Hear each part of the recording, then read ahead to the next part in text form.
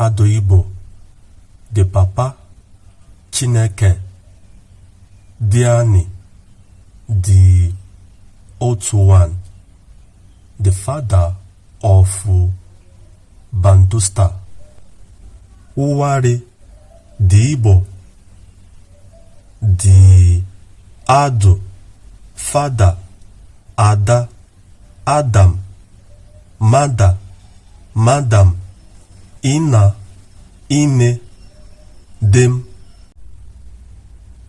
the Wado, Rado, Fado, Adoji, Mado, Hamano, Fada, Kireto, Kirato, the unseen God, the imagination and his son Igbo.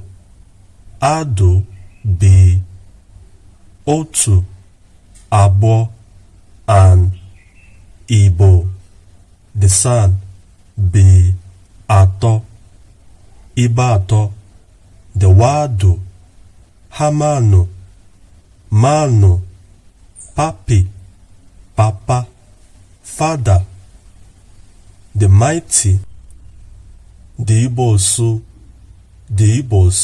are from the middle Wado, the south of Ouwarre, the first children of Papa Ado Chukwu.